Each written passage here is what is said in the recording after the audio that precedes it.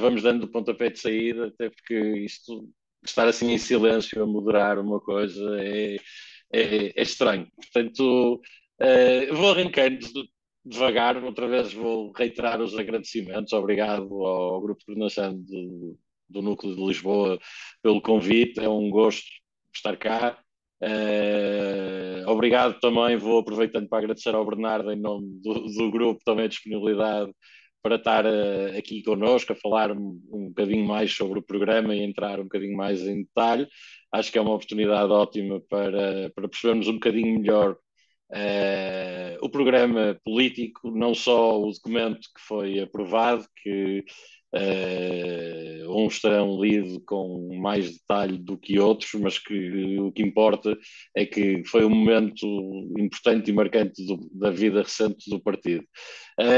Aqui o que me deram, Bernardo, mais ou menos de linhas mestras, foi termos aqui algumas perguntas durante cerca de 30 minutos e, portanto, eu acho que vou começando, se calhar, pelo início, que acho que é importante para quem não estiver tão dentro ou tenha ingressado mais recentemente no partido. Portanto, como é que surge esta necessidade de nós termos um novo programa político e quanto tempo demorou este processo todo até estar pronto o documento para ser apresentado em convenção? Olá, Albino. Obrigado primeiro pela tua disponibilidade para estás aqui a moderar eventos de outros núcleos. Agradecer também ao Núcleo de Lisboa, obviamente, e a todas as pessoas que cá estão. Também, muitas, pelo que eu vejo, também estiveram na convenção e também agradecer a participação, quer no programa a nível de contributos, quer depois na discussão na convenção e já agora também a votação. O programa foi aprovado com uma esmagadora maioria. Eu vou tentar ser sucinto, até porque, pelo que vejo, muitas das pessoas que estão aqui estiveram na convenção, na sessão de esclarecimentos, e por isso vou tentar responder a essas perguntas que, de alguma forma, também já abordei na convenção de forma mais sucinta. A necessidade de mudar o programa político vem praticamente desde 2019. Nós elaborámos um programa político em 2018, quando não tínhamos programa eleitoral, e foi um programa participado, mas que tinha muitas medidas eleitorais. Também foi construído um bocadinho à pressa, porque tínhamos que dizer às pessoas o que é que aquele novo partido, que ainda quase ninguém conhecia, defendia. Depois, em 2019, quando elegemos o João, muito rapidamente aí percebeu-se que o programa político tinha vários problemas e merecia uma atualização. Essa comissão executiva colocou isso na MEG, mas depois acabou por não a realizar. Na MEG seguinte também estava essa promessa e o processo aí iniciou-se. Depois, como vocês sabem, houve eleições antecipadas, duas vezes no meio disto, e por isso o processo foi continuando e nós também fomos basicamente adiando o processo devido às eleições. Idealmente até tinha sido agora na convenção que se ia realizar em dezembro, essa convenção também foi adiada e por isso o processo foi demorado, eh, sobretudo mais por circunstâncias externas, eu diria, do que propriamente internas. Em relação à necessidade de mudança, tem muito que ver, como eu também procurei explicar na convenção, com três pilares, digamos assim, para ser sucinto. O primeiro era retirar aquilo que estava mal. Havia muitas posições ou que eram problemáticas ou que eram demasiado eleitorais e nós decidimos retirá-las. O segundo pilar era inserir novos temas para os quais antes não havia grande pensamento político e nos últimos anos conseguiu-se desenvolver habitação, migrações, sustentabilidade, poder local de habitação, que eram coisas que estavam meio ausentes do outro programa.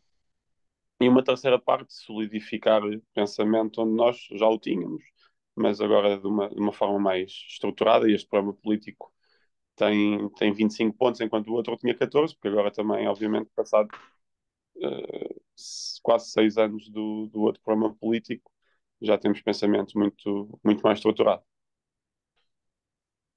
Certíssimo, Bernardo. Olha, ainda por cima já acho que já está parte da resposta à próxima pergunta, portanto que, que o meu pedido era justamente explicar a diferença entre o que é um programa político, ou seja, uma base programática do partido, e o que é um programa eleitoral. E, no fundo, como é que vês os dois, as diferenças entre os dois, e o que é que um Certo, deve ser e o que é que o outro deve ser.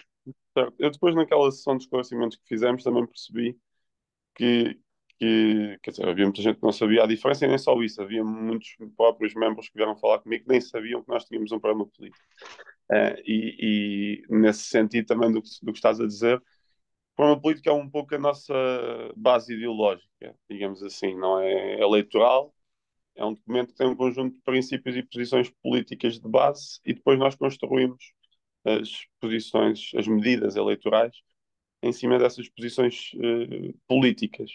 Um, o exemplo que eu dei da convenção até foi o do IRS. Né?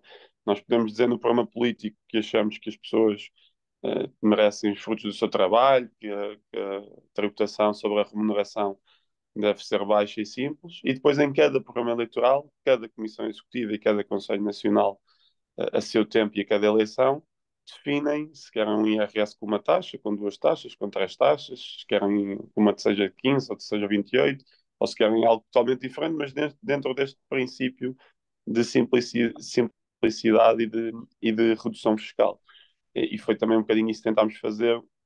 Havia muitas medidas, algumas das quais eu também falei na convenção, que eram mesmo isso, eram mesmo medidas eleitorais e não fazia sentido estarem num programa político. Havia a redução do IVA dos atos médicos, provedor da justiça fiscal, coisas sobre o IMI, um seguro mínimo de desemprego universal, coisas deste estilo, que nós fomos retirando porque não faziam sentido. O partido pode decidir que fazem sentido depois de estar em futuros programas eleitorais, mas que não fazem sentido estar em programa político.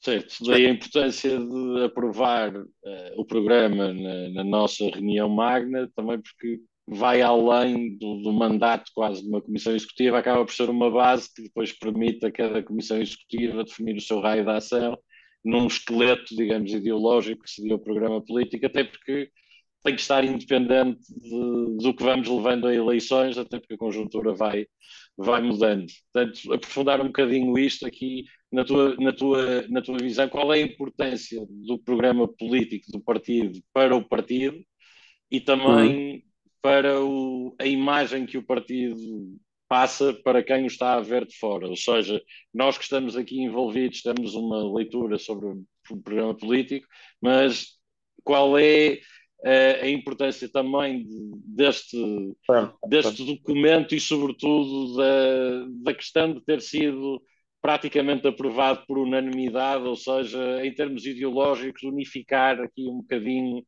o partido em termos do que é a base dele. Eu acho que a principal vantagem, também seguindo a minha resposta anterior, é as pessoas que querem saber o que a iniciativa liberal defende naquele contexto político específico vão aos programas eleitorais. As pessoas que quiserem saber em que é que a iniciativa liberal acredita, leem o programa político. Ou devem ler o programa político, nós também temos de ter um papel em vendê-lo, até para os membros que estão a entrar. E é um bocadinho isso, como estavas a dizer, de ser. Nunca será, não sei, não vou aqui dizer que vai durar décadas, não me parece, mas é um bocadinho termos a noção que aquilo é a nossa base de pensamento ideológico e por isso deve ser independente de circunstâncias políticas internas e comissões executivas novas. Um, este programa político anterior esteve em vigor durante quatro presidências diferentes. Eu gostava que este programa político estivesse ainda mais. Depois, obviamente, chegará a uma altura em que também, face às circunstâncias, deve ser atualizado. De qualquer forma, também para fora, parece-me que é importante dar essa nota de que, nós somos um partido ideológico, no sentido em que temos ideias bem assentes nas quais acreditamos, ao contrário de outros partidos, para quem se calhar a ideologia não diz tanto e as posições são sempre mais de contexto, tendo em conta o contexto quase de estudos de opinião e vontades populares vontades dos próprios agentes políticos. Não, nós temos uma base de ideias e construímos sempre também aquilo que dizemos em cima dessa base ideológica. Essa parece um primeiro ponto importante. Um segundo ponto é afirmar, obviamente, a Iniciativa Liberal como o único partido que defende essencialmente a liberdade individual, a propriedade privada, a igualdade de oportunidades, um país de ambição, com um Estado mais pequeno, mais descentralizado também, mas sempre orçamentalmente responsável, e que, no fundo, defende sempre, independentemente de cada pessoa, e sabendo que todas as pessoas são diferentes, e ainda bem, defende sempre que todas são iguais perante a lei e têm essa liberdade, com essa igualdade perante a lei, de construir o seu projeto de vida em paz, seja qual ele for. E por isso é afirmar a Iniciativa Liberal como esse partido que acredita sempre na liberdade e na responsabilidade, ao mesmo tempo, e põe sempre o indivíduo à frente do Estado e desses coletivismos, num tempo em que cada vez há mais dos dois lados, e por isso afirmar também a IEL como o único partido nesse espectro ideológico, digamos assim. Certíssimo. Tens que parar de dar as respostas antes de fazer as perguntas, porque a próxima pergunta era mesmo porque é começar com direitos, liberdades e garantias, e em particular a liberdade individual. Muitas vezes eu acho que uma crítica muito, eu acho que até é injusta já nesta fase do campeonato, que fazem à iniciativa liberal é de ser muito monotemática, portanto imaginei que não fôssemos encontrar aqui as questões económicas logo à frente, mas acho que isso foi um ponto que até me lembro de termos falado em Conselho Nacional, e que acho que é importante reforçar realmente que é um partido ideológico, esta é a grande base, e nós fazemos questão de o mostrar quase de forma muito direta ao iniciarmos o programa político, justamente por aí. O programa todo começa pela liberdade individual, e daí vem a cascata dos 24 temas que nós temos, sendo que esse é justamente o primeiro. Portanto, como já me deste cabo desta pergunta, eu vou passar para a próxima. Esta aqui era fácil, portanto, é uma visão unificada, estamos todos de acordo. Agora, tendo em conta também que isto é um evento de um núcleo territorial, acho que é interessante entrarmos aqui um bocadinho na questão do poder local. Dentro do que está no programa político, que, como é óbvio, ligando a tudo o que já falamos inicialmente, o que nós queremos no programa político é um conjunto de diretrizes gerais e de princípios de base para a aplicação, mas, no fundo, aliás, até porque isto é o núcleo de Lisboa, eu sou o coordenador do Porto, se há temas em que de certeza que vamos divergir muito nos contributos, e, portanto, para ti que estiveste no centro do processo com a equipa, a receber os contributos de toda a gente, como é que, em particular, em temas, pode ser o poder local ou outro tema, em que haja visões muito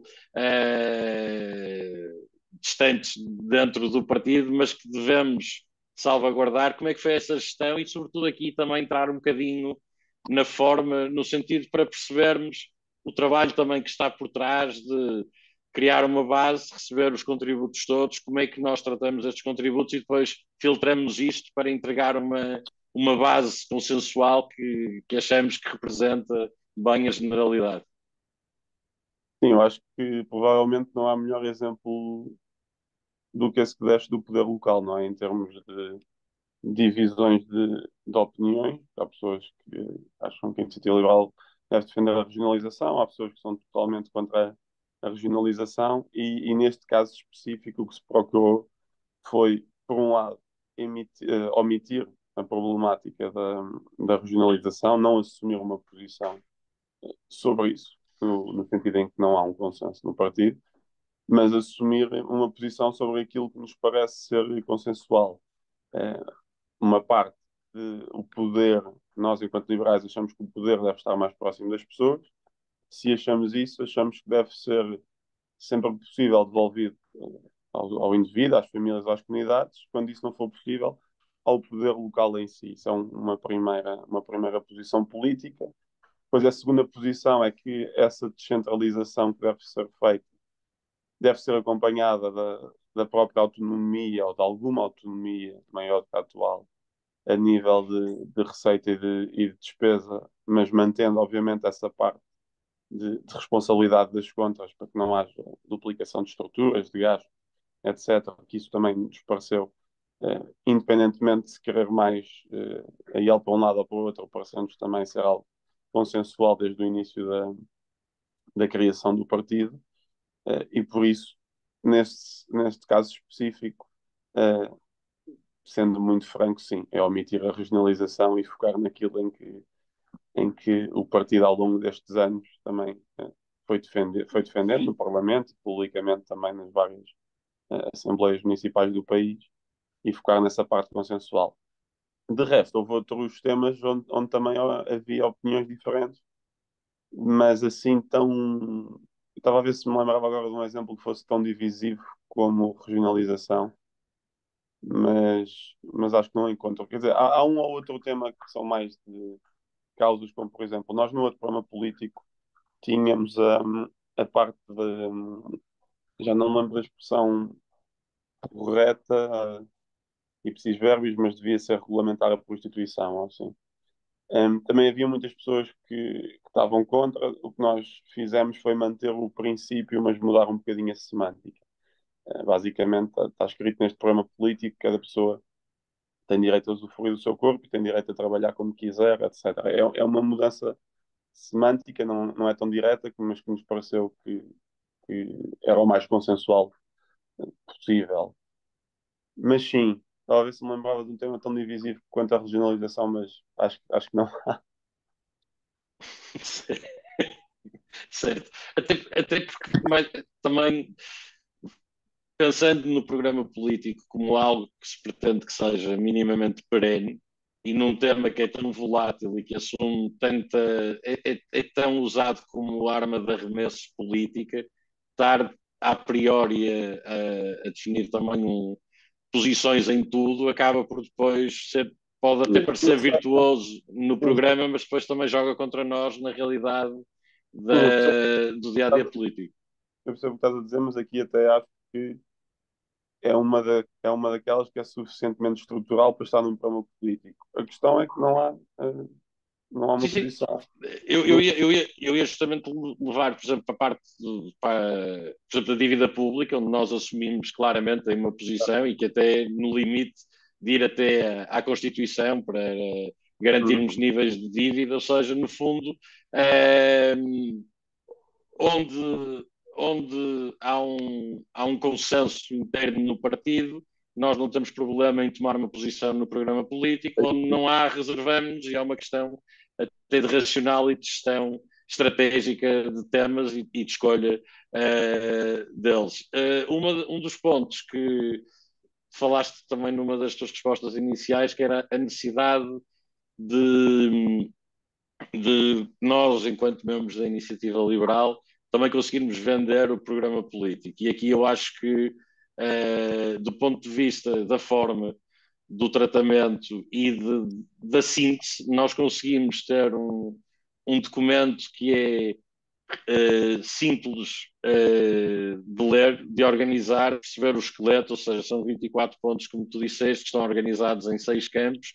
Conseguimos, qualquer pessoa que passe, até pelo resumo, consegue ter uma visão muito marcada do partido Eu percebo. e perceber onde é que se posiciona quase em todos os eixos. E eu arriscaria a dizer que dificilmente noutro partido conseguiríamos fazer o mesmo de forma tão vincada como neste programa político, ou seja, aqui o ênfase de que não é preciso também ter muito conteúdo para conseguirmos dizer claramente ao que nós vamos e que muitas vezes também menos é mais, até do ponto de vista da eficiência e eficácia da forma como passamos a mensagem. Estava aqui a olhar para o tempo, já não foi mal, consegui levar quase até à meia hora. Tendo em conta que como comeste aqui algumas perguntas, também põe-nos mais ou menos dentro.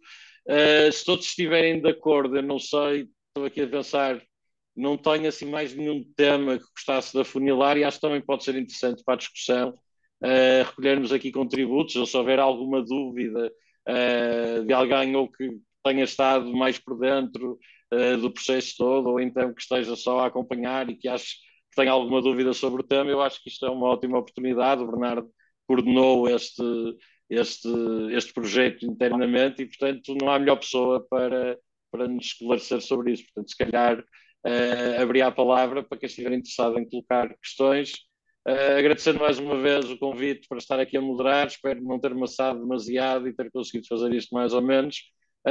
E pronto, e saio aqui e vou pedindo também contributos de quem nos estiver a ver para aproveitar, no fundo, o tempo do Bernardo da melhor maneira para todos. E obrigado.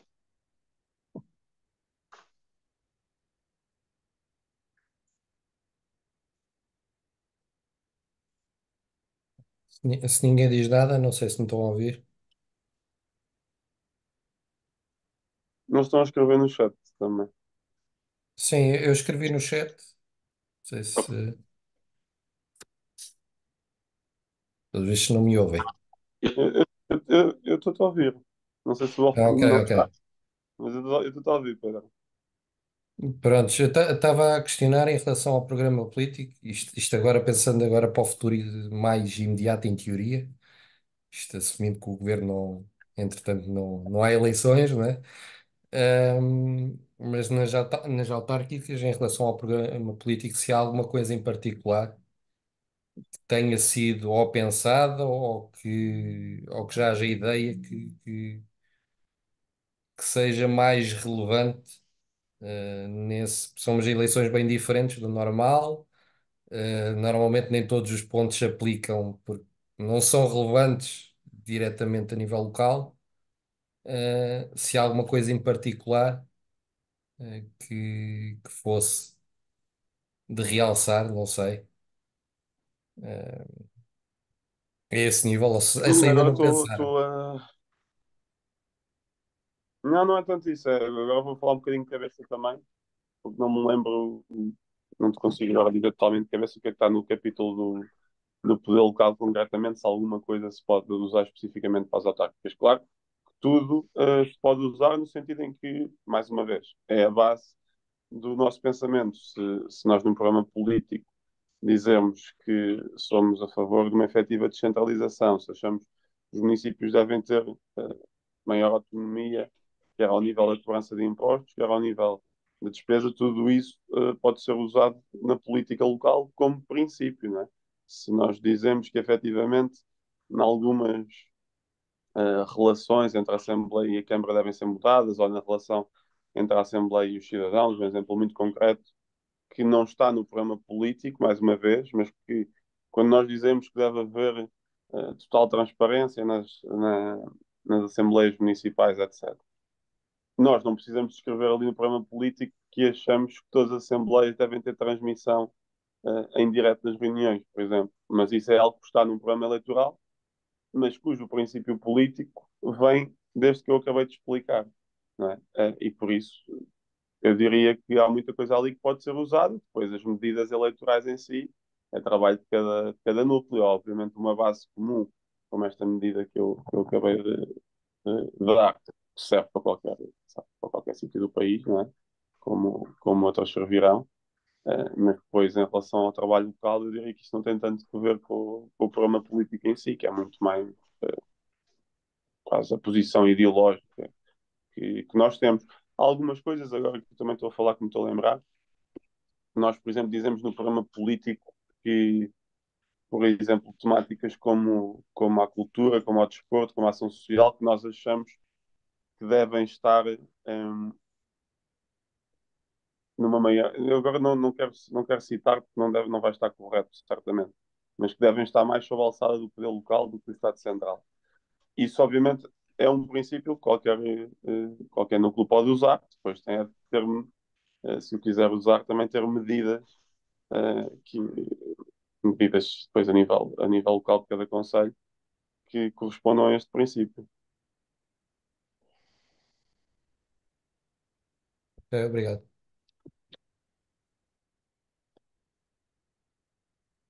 Posso? Eu não consigo levantar a mão. Posso? Força, Natasha, força. Sim, Ok. Olá, boa noite. boa noite. Obrigada a todos pelo evento, obrigada à Iniciativa Liberal Lisboa, obrigada Albini e obrigada Bernardo. A minha questão, e eu já tinha feito isto um pouco na convenção, tem a ver com o tema das migrações. E eu sei que o programa político é suposto ser mais orientador, com algum grau de abstração, mas o que lá está diz que defendemos a liberdade de circulação, que a IEL não aceita um país de portas fechadas, mas também não quer uma gestão desregrada das entradas no país, portanto também não é 100% a favor de uma política de portas abertas. Que ela acredita que o país precisa da imigração, eu também estou de acordo, mas eu queria tentar perceber um bocadinho melhor, se puder ser, o que é que significa dizer que a política de imigração tem de ser responsável, equilibrada e digna. Ou seja, quais é que são as formas de regular esta matéria, o que é que defendemos a nível. Defendemos uma limitação de entrada de pessoas, quais são os meios de fiscalização e de controle que defendemos, qual é que é a nossa visão sobre a questão da integração, os imigrantes devem ou não receber os mesmos apoios em igualdade com os portugueses. Há aqui alguns temas que eu fico sem perceber muito bem de que forma é que se vão desenrolar posteriormente, só pelo que está no programa político. Se me pudesse aqui ajudar, seria bom. Obrigada. Obviamente que há limites no sentido em que essa dade está subjacente à própria propriedade. E por isso tem de haver regras, e não só tem de haver regras, mas mais importante tem de haver uma aplicação das regras. Porque hoje em dia já há regras, só que não são cumpridas, e estarmos a legislar e inventar novas regras quando as outras não são cumpridas, não vale de nada. Hoje tem praticamente ninguém entra em Portugal, ninguém faz prova de meios de subsistência, e que nem é uma regra só portuguesa, comunitária. As pessoas têm de provar que têm meios de subsistência, podemos discordar ou não dessa regra, mas essa regra existe e praticamente em Portugal. Este excepcional destes últimos anos, com o qual o novo governo terminou recentemente, e nós, agora fugindo um bocadinho do problema político, mas que nós no Parlamento apoiámos, eu acho muito bem, porque era um incentivo gigante à imigração ilegal. Nós não podemos dizer às pessoas que o seu primeiro ato no novo país é um ato ilegal. E depois acontece o óbvio, que é o Estado não tem capacidade, nem administrativa, nem infelizmente ainda tecnológica, porque também não atualizou os sistemas da forma que é recente, nem estão integrados com os sistemas europeus, para receber. E foi isso que aconteceu num pouco tempo. E o problema de integração vem também daí, é que integração é necessária, mas para ser necessária implica que haja uma tal, incluindo meios físicos para tal. E hoje nem há recurso humano suficiente para o número de pessoas que entrou e que está a entrar, nem havia ainda meios tecnológicos prontos para isso. E por isso seguimos que a única coisa que fazem é incentivar a imigração ilegal, e depois há um conjunto de pessoas disso, e temos o Ministério Público com casos a investigar centenas e centenas de abusos das próprias plataformas. Bastava tu submeteres um documento em branco na plataforma, ficavas com um processo pendente, e esse processo pendente depois servia para tu não haver processo nenhum. Tinhas submetido um documento em branco. Isto é apenas exemplo. De qualquer forma, que a posição, voltando agora ao problema político, que a posição de equilíbrio é um bocadinho essa. Nós achamos que as pessoas têm direito a procurar uma vida melhor, mas ao viver uma vida melhor noutro sítio, esse outro sítio, porque neste caso estamos a falar do nosso país, tem direito a definir quais são essas regras de entrada, e depois aí sim deve fazer o máximo que puder para integrar as pessoas da melhor forma, porque o pior que pode haver é uma guetização, não é, dessas pessoas que entram. E há dificuldades de integração óbvias e que são difíceis de combater. A partir do momento em que há muitas pessoas que entram e não só não falam a língua, como depois o único contacto que têm é com a sua, vamos dizer, própria comunidade, isso dificulta a integração. Isso depois também tem que ver com a própria imigração que nós estamos a ter, que na maioria dos casos não é muito qualificada, e isso faz, para dar um exemplo muito concreto, vocês sabem perfeitamente que boa parte, grande parte das pessoas que fazem entregas são imigrantes. Aquelas pessoas não estão, durante o trabalho, vamos dizer assim, a contactar com colegas portugueses, que é logo algo que facilita muito a integração. Portanto, tu tens colegas que são pessoas que nasceram nesse país, que depois te integram, te apresentam outras pessoas desse país, etc. Pessoas, na maioria destes casos, estão a ficar na sua bolha, que é perfeitamente uma opção legítima, obviamente, mas depois dificulta a opção e isso também tem que ver. Nós não temos defendido cotas, nem programa político, mas o facto de estarmos a ter uma imigração pouco qualificada também não tem ajuda a isso, mas isso também é só depois alterando o perfil da nossa economia, que também vamos conseguir alterar os perfis de imigração de modo a serem mais diversificados. Ok. Eu ouvi até ao fim, portanto vou assumir que o resto também ouviu. Tenho Carlos Lopes, como eu no ar. Força. Boa noite, Boa noite. muito boa noite a todos. Depois penso, eu tinha o micro fechado, mas ouvi perfeitamente o coordenador do Porto, o nosso caro amigo Albino Ramos. Estão a ouvir? Estou a ouvir, Carlos. Ok, tudo bem. Por isso, eu vou aqui, eu não posso deixar de falar daquilo que eu falo sempre, e por isso nem vale a pena adiantar muito, já toda a gente sabe. Mas no dia 15 de julho, se me for permitido, eu tive a ousadia de enviar para o chefe de gabinete do grupo parlamentar da IEL na Assembleia da República, Pedro de Almeida, e com conhecimento do presidente do partido, o Dr. Rui Rocha, uma proposta relacionada com a capitalização. Eu penso que eu só estou a ouvir aqui o assunto, mas pronto, não. E então, na sequência da aprovação do programa político da Iniciativa Liberal, e ficou bem ciente em Santa Maria da Feira que o programa político é quase genérico e depois caberá, perto das eleições, com o programa eleitoral, nós avançarmos com as ideias que estão no programa político.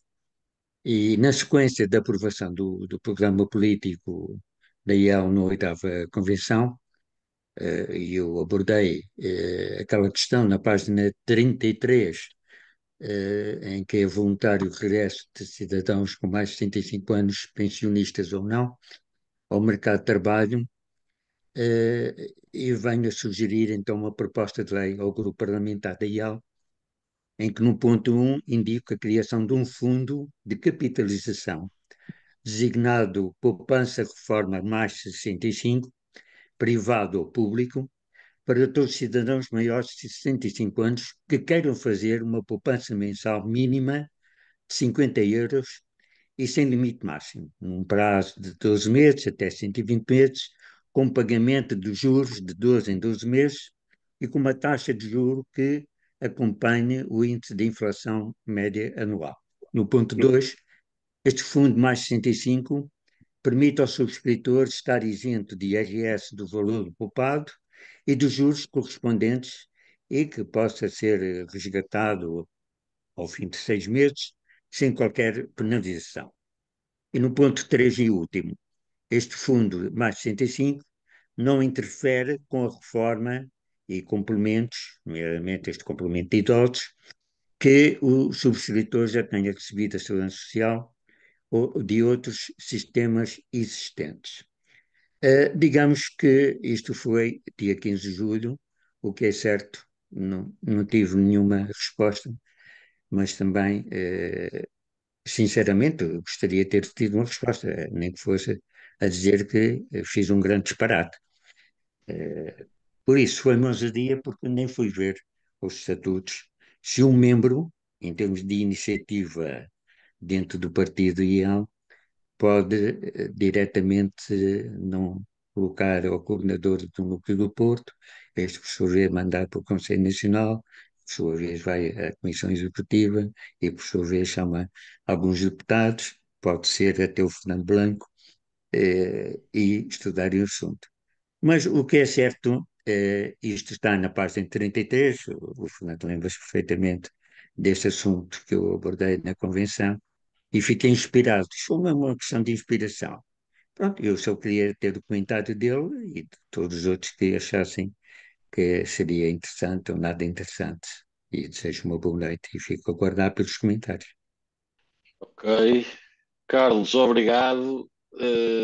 Pronto, não é bem uma pergunta. Bernardo, se quiseres dar aqui algum esclarecimento, só dizer que dia 15 foi há 2 semanas e que o país está quase a ir a banhos, portanto, só porque não houve uma resposta até hoje não significa que não haverá, com certeza existem questões. Agradecer o contributo, que é sempre importante, independentemente do que é. E Bernardo, não sei se queres dar aqui mais algum comentário sobre o tema.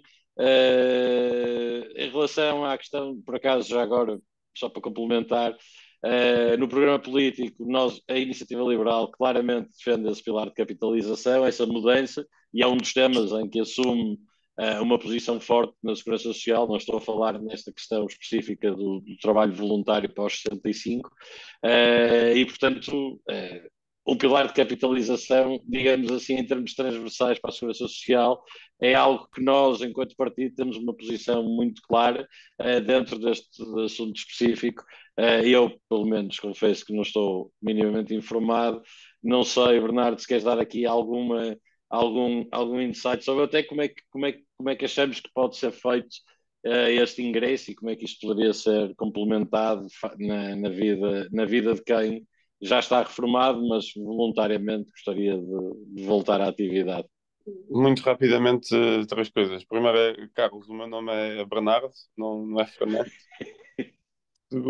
Segunda questão, isto vai-me desculpar, mas é uma sessão sobre o programa político. Eu bem sei que das 3 vezes que o vi falou sempre desse tema e é perfeitamente eh, legítimo que o faça, mas o tema aqui hoje não é esse. De qualquer forma, para não fugir e sendo muito breve, eu vou pedir ao Pedro para ver, mas também deixe-me dizer que 2 semanas com a quantidade de e-mails que que se recebe no Parlamento, e tendo em conta que esta semana, hoje, o Parlamento já está fechado e por isso o Pedro está de férias, é perfeitamente aceitável, mas não se preocupe que terá uma resposta. Eu falarei com o Pedro. Pois, muito concretamente sobre a temática, mais uma vez, parece-me que é uma medida que poderá, como eu também já lhe tinha dito, contribuir para o próximo programa eleitoral. É preciso também ver um bocadinho o que é que já há. Eu sei que já há um regime de capitalização pública voluntário, depois não me parece que tenha essas intenções que o Carlos estava a sugerir, mas de qualquer forma nós próprios podemos fazer esse trabalho de análise, não se preocupe, e depois na resposta que lhe dermos incluiremos lá isso, está bem? Um abraço, obrigado. Obrigado, Bernardo, pelo esclarecimento. Não sei se mais alguém. Agora, não sei se eu fiquei bloqueado ou não. Não sei se me estão a ouvir. Sim, estamos a ouvir. Ok, boa. Ok, está tudo a funcionar. Obrigado, Natasha. Não sei se existem mais questões da vossa parte. Hugo, está aqui a mão no ar. Sim? É rápido. Antes de mais, boa noite a todos. Boa Agradecer noite. ao Bernardo, agradecer ao Albino e agradecer à Iniciativa Lisboa por esta sessão de esclarecimento. Eu vou colocar duas questões ao Bernardo. Aliás, acredito que seja daquelas questões que é difícil encontrar algum tipo de consenso aqui dentro da Iniciativa Liberal. A primeira é para a coesão territorial no interior, onde acredito que o programa político é pouco claro, ou não é claro todo, o interior é ignorado, e também não colocamos nenhum mecanismo que ajude a reduzir o gap interior-litoral. Gostaria de entender um bocadinho qual é a perspectiva do Bernardo em relação a este tema. E a segunda questão é relacionada à política energética e ao Green Deal europeu, que eu acabo por não saber exatamente o que é que nós defendemos nesse ponto particular. Se nós vamos defender uma extensão da transição energética, que me parece claro que será impossível até 2035, 2050 cumprir com os objetivos da União Europeia, ou se vamos apoiar um full Green Deal a todo o gás, sem olhar à eficiência na fonte de produção e no consumo de energia. E pronto, eram estas as questões. Muito obrigado a todos. Oh, Bernardo, antes de responderes, João, se calhar fazias tu a pergunta, o Bernardo respondia às duas e fechávamos. Faz sentido? Está bem. Ora bem, uma pergunta mais de caráter pessoal. Queria perguntar ao Bernardo o que é que ele sentiu quando ele e a sua equipa, quando viu o seu programa, quer dizer, o programa do partido, mas digamos como líder do projeto, sentiu, digamos, 99,8% de aprovação do programa. Quanto à parte do território do interior, sim, acho que foi uma das coisas que nós também dissemos lá, que era uma das temáticas onde ainda precisa de maior desenvolvimento de pensamento do próprio partido, não é? O partido também, pela força das circunstâncias, também acabou por se desenvolver muito a litoral, e isso não faz com que não haja pensamento são dessas assimetrias que existem, mas faz com que isto é natural que aconteça, com que haja, eu não vou dizer menos preocupação, mas as pessoas estão mais ligadas ao sítio onde estão.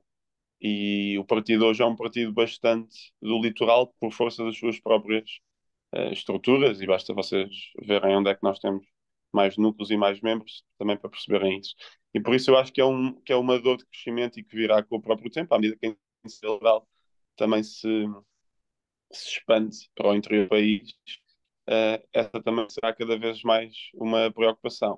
De qualquer forma, eu não diria que o programa é totalmente vazio, aliás, basta fazer aí umas pesquisas e há vários para o interior, mas claro que me dirão que não é suficiente, não é? Eu posso falar do facto do salário mínimo não ser nacional, por exemplo, ou ao contrário, o facto do salário mínimo ser nacional e não como nós o defendemos, isso tem um impacto nos territórios anterior.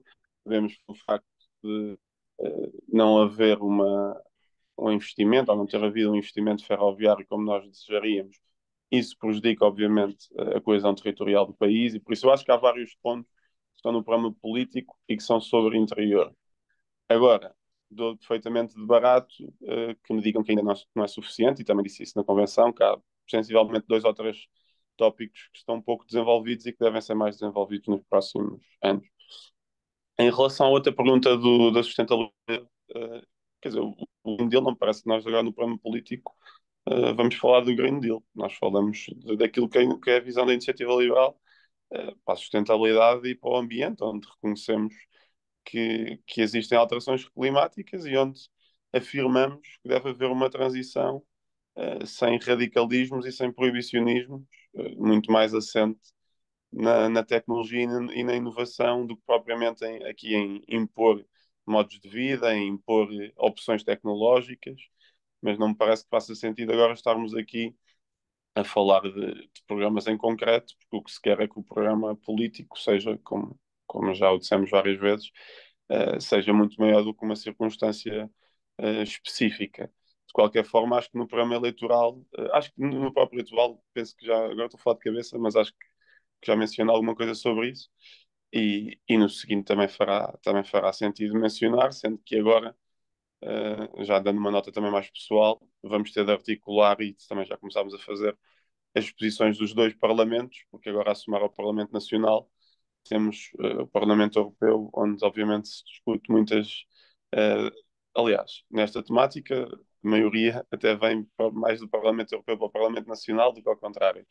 E por isso vamos ter de articular os dois parlamentos relativamente agora. Vamos ver o que é que aparece no trabalho da Comissão, que agora no final do ano também vai ser aprovado. Nós também vamos discutir na Assembleia, esse também vai ser um dos pontos a ser discutido, e depois veremos mais concretamente quais é que serão as posições a definir. Depois, última questão, João, obrigado.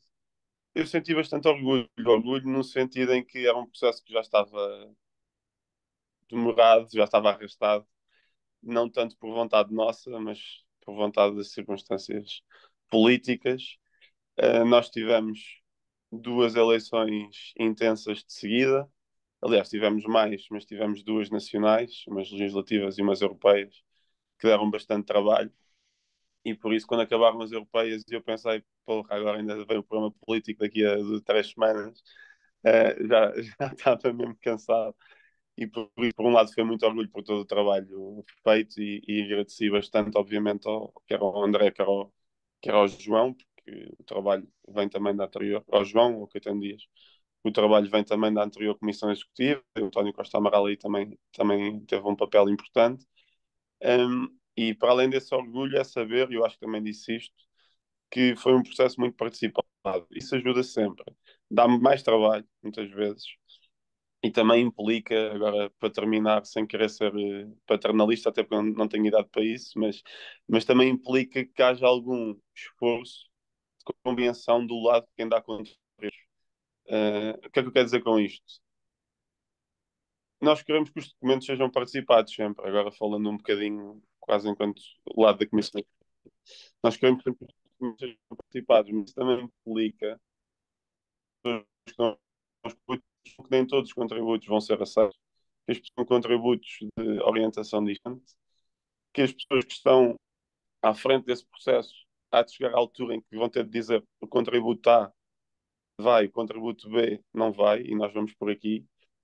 E às vezes as pessoas ficam chateadas, a maioria, quer dizer, isto não é nada pessoal, não é? Há muitos contributos, são diferentes, nós não os podemos incluir a todos, é preciso sempre um base de trabalho, porque se documento e recebemos 500 tributos não acontece nada, nós precisamos ter um documento base e partir acima dele. E eu acho que, obviamente, depois também há sempre coisas do lado de quem está na parte mais executiva a melhorar, e eu acho que com outros processos que não correram tão, nós também aprendemos, certamente, e também vamos melhorando a nível de tempo e de antecedência com que pedimos as coisas, de número de vezes com que pedimos as coisas. A maioria das pessoas não vê poucos e-mails, a maioria dos membros nem quer, nem quer muito participar, e por isso depois à segunda ou à terceira é que viu e lá se lembrou e lá manda outra. Mas é preciso uma compreensão mútua dos processos participativos, que eu acho que são saudáveis, e o consenso final é o que se quer, mas é preciso sempre que haja compreensão dos dois lados, e eu acho que quando isso acontece, e neste processo também isso aconteceu, o resultado é positivo, e eu acho que aquele dia, ao contrário do primeiro dia, mas não vamos discutir isso agora, mas acho que aquele dia, em termos de imagem para o país, foi um bom dia daquilo que a iniciativa liberal é e do muito mais que pode ser. Não me digas que deixaste de Não, ouvir. não foi, fechaste, foi bonito, ficou em silêncio e depois perdemos-te, mas acho que apanhamos tudo e acho que fechaste muito bem. Portanto, não vou acrescentar mais nada. Agradecer mais uma vez a presença de todos, a presença do Bernardo. Um abraço, claro, ao André, ao João. Eu, sendo Conselheiro Nacional, pude ver de perto quantas vezes eles tiveram que ir respondendo e sobretudo, das vezes que responderam à quarta e à quinta vez, este ponto de compreensão mútuo e de fazer o processo participado chegar a um consenso final. Portanto, um obrigado especial pelo trabalho e, claro, que tiveram esse final que foi ótimo para todos. Aos restantes, desejar-vos umas ótimas férias, caso disso, caso não seja, também uma ótima semana. Agradeço mais uma vez o convite, foi um gosto enorme estar cá. Um abraço a todos e continuação de boa noite. E obrigado pela disponibilidade. Boa noite.